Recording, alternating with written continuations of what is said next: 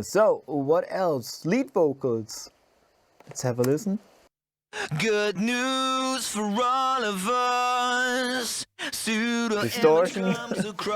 Yeah, we worked. I think the last record we worked with distortion more than ever. On everything. More distortion and fuzz on the guitars. More distortion on drums and all this trash mics and Wurst mics. And yeah. Yeah, the thing is, especially on the lead vocals, distortion just helps to cut through the mix. If you have so many fuzzy guitars and everything, you need that aggressive high mids in the lead vocals to get them cut through. And I mean, it's the same thing on every song of the album. The lead vocals are just compressed as hell, and I think that's the golden rule to good rock vocals. They have to stay there all the time, and they're not supposed to drop just 1 dB down, because then they're gone. So, yeah.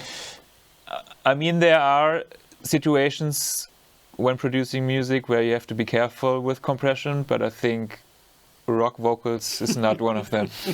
You can't have enough compression on vocals in a rock context with heavy guitars. You just need it. They get lost. Or you have to put them like up too loud to get them through, but then they're kind of too loud. But maybe then if you drop them down, they disappear. You just don't get the right balance.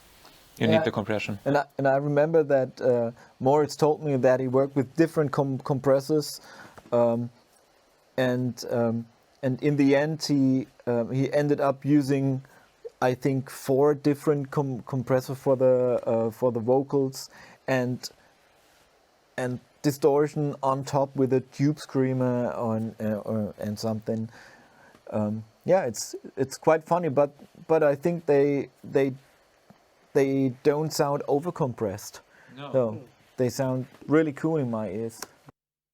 Good news for all of us. Pseudo image comes across. And I doubled the octaves up in a falsetto voice. Super fun thinking dies.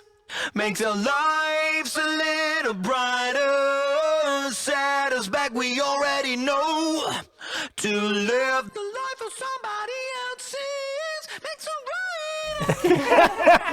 Ladies and gentlemen, the Bee Gees.